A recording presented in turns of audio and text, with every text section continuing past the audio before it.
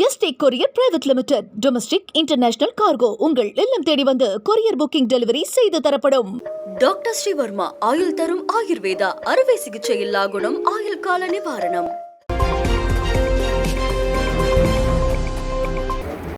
2026 ஆண்டும் தனித்தே போட்டி என சீமான் மீண்டும் திட்டவட்டமாக அறிவித்திருக்கிறார். நாம் தமிழர் கட்சி இதுவரை தனித்தே போட்டியிட்டு வருகிறது. 2026 ஆண்டு தேர்தலிலும் தனித்து போட்டியிடப் போவதாக ஏற்கனவே அறிவித்துவிட்ட சீமான் வேட்பாளர்கள் பெயரையும் வெளியிட்டு வருகிறார்.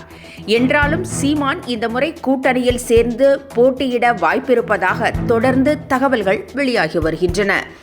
ஆனால் 2026 ஆண்டு தேர்தலிலும் தனித்தே போட்டியிடப் போவதாக திட்டவட்டமாக தெரிவித்திருக்கிறார். கூட்டணி இல்லாமல் செல்வது எப்படி என்று கேட்கிறார்கள் என்றும், அவர்கள் கொள்கை இல்லாமல் எப்படி செல்வது என்று கேட்பதில்லை என்றும் சீமான் தெரிவித்திருக்கிறார். மேலும் தம்மை பொறுத்தவரை தேர்தல் என்பது நிலம் காக்கும் போர் என்றும் விளக்கமளித்திருக்கிறார். திமுக பாஜகவுடன் கூட்டணி இல்லை என்று தமிழக வெற்றிக் கழகம் திட்டவட்டமாக தெரிவித்திருக்கிறது.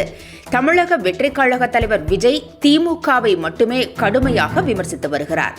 பாஜகவை சித்தாந்த எதிரி என விஜய் கூறியுள்ள போதிலும் அக்கட்சியின் மீது அதிக விமர்சனங்களை வைப்பதில்லை. மேலும் அதிமுகவை விமர்சிப்பதை விஜய் முற்றிலும் தவிர்த்து வருகிறார். இந்நிலையில் விஜய் பாஜக கூட்டணிக்கு வருவது போல தமிழிசை ஏற்கனவே கூறியிருந்தார். இதை தமிழக வெற்றிக் கழகம் மறுத்திருக்கிறது. பாஜகவுடன் கூட்டணி இல்லை என்று விஜய் கூறவில்லை என தமிழிசை கூறியுள்ளார். ஆனால் இதை மறுத்துள்ள தமிழக வெற்றிக் கழக நிர்வாகி நிர்மல் குமார் திமுக மற்றும் பாஜகவுடன் கூட்டணி இல்லை என்று தெரிவித்திருக்கிறார். பாமகவில் ராமதாசுக்கும் அன்புமணிக்கும் இடையே உரசல் நாளுக்கு நாள் அதிகரித்து வருகிறது. இதனால் தொண்டர்களும் நிர்வாகிகளும் விரக்தியில் உள்ளனர். இருவரையும் சமாதானம் செய்யும் முயற்சியும் தீவிரமாக மேற்கொள்ளப்பட்டு வருகிறது. இந்நிலையில் ராமதாஸ் அன்புமணி மோதலுக்கு கட்சியின் கௌரவ தலைவர் ஜி.கே. மணிதான் காரணம் என புதிதாக ஒரு தகவல் பாமகவில் கிளம்பியிருக்கிறது. இது குறித்து அதிர்ச்சி தெரிவித்துள்ள ஜி.கே. மணி, இந்த குற்றச்சாட்டு தன்னை கத்தியால் குத்தி கொலை செய்வதற்கு சமமானது என வேதனை தெரிவித்திருக்கிறார். தான் ஒரு உயிருக்கும் கெடுதல் நினைக்காதவன் என்றும் அவர் குறிப்பிட்டுள்ளார். குடும்ப சூழ்நிலை காரணமாக உயர்கல்வியை தொடர முடியாத மாணவிக்கு கமலஹாசன் உதவிக்கரம் நீட்டியுள்ளார். ராமநாதபுரம் மாவட்டத்தைச் சேர்ந்த மாணவி சோபனா +2 தேர்வில் 562 மதிப்பெண்கள் எடுத்திருக்கிறார். ஆனால் அவரால் குடும்ப சூழல் காரணமாக மேற்கொண்டு படிக்க இயலாத நிலை இருந்தது. மேலும் வருவாய்க்காக அங்குள்ள ஜவுளி கடை ஒன்றில் பணியாற்றி வந்தார்.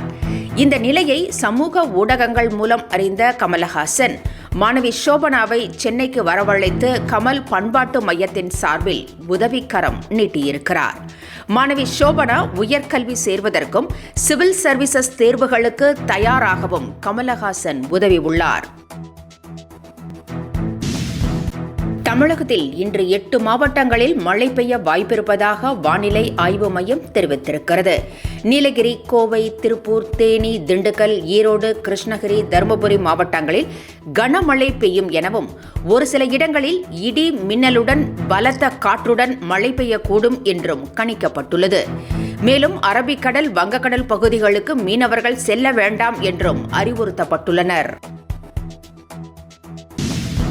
அரசு வீடுகளில் வசிப்பவர்களுக்கு மகளிர் உரிமைத் தொகை வழங்கப்பட உள்ளதாக தகவல் வெளியாகியுள்ளது.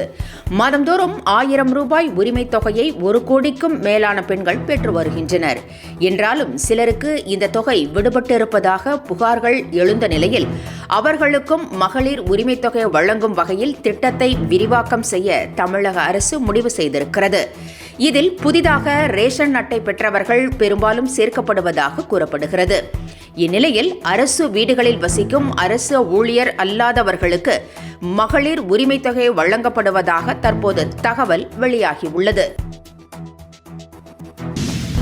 அரசு பள்ளிகளில் கல்வி, இலக்கியம், விளையாட்டுப் போட்டிகளில் சிறந்து விளங்கி 11ஆம் வகுப்பை நிறைவு செய்துள்ள 1500 மாணவர்கள் கோடை சுற்றுலாவுக்கு அழைத்துச் செல்லப்படுகின்றனர். இந்த மாணவிகள் நீலகிரி மாவட்டத்திற்கும் மாணவர்கள் ஏற்காட்டுக்கும் அழைத்துச் செல்லப்பட உள்ளதாக பள்ளி கல்வித்துறை அதிகாரிகள் தெரிவித்துள்ளனர். இந்த மாத கடைசியில் கோடை சுற்றுலா சிறப்பு பயிற்சி முகாம்களும் நடைபெறவுள்ளதாக தகவல்கள் தெரிவிக்கின்றன. யாரோ ஒருவரை முதல்வராக்க நாங்கள் ஏன் பாடுபட வேண்டும் என புதிய தமிழகம் கட்சியின் தலைவர் கிருஷ்ணசாமி பேசியிருப்பது பரபரப்பை ஏற்படுத்தியுள்ளது. தங்களை கலந்து ஆலோசிக்காமலேயே பாஜகவுடன் அதிமுக கூட்டணி வைத்ததாக கிருஷ்ணசாமி ஏற்கனவே புகார் கூறியிருந்தார். எனவே 2026 தேர்தல் கூட்டணி குறித்து பின்னர் முடிவு செய்யப்படும் என்றும் அவர் தெரிவித்திருந்தார். இந்நிலையில் திமுகவுக்கு எதிராக வலுவான கூட்டணி தேவை என கிருஷ்ணசாமி கூறியுள்ளார். 2026 திமுக ஆட்சிக்கு வரக்கூடாது என்பதே தங்கள் நிலைப்பாடு என்றும் அவர் தெரிவித்துள்ளார். தென்மேற்கு பருவமழை குறித்து முதலமைச்சர் மு.க.ஸ்டாலின் இன்று அரசு உயர் அதிகாரிகளுடன் ஆலோசனை நடத்தவுள்ளார்.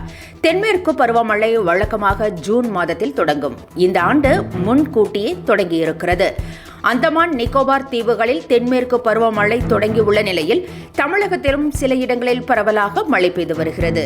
இந்நிலையில் முதலமைச்சர் மு.க.ஸ்டாலின் தென்மேற்கு பருவமழை தொடர்பான முன்னெச்சரிக்கை நடவடிக்கைகள் குறித்து இன்று ஆலோசனை நடத்தவுள்ளதாக தகவல் வெளியாகியுள்ளது. டாக்டர் ஸ்ரீவர்மா ஆயுள் தரும் ஆயுர்வேதா அறுவை சிகிச்சை இல்லா குணம் ஆயுள் கால நிவாரணம்.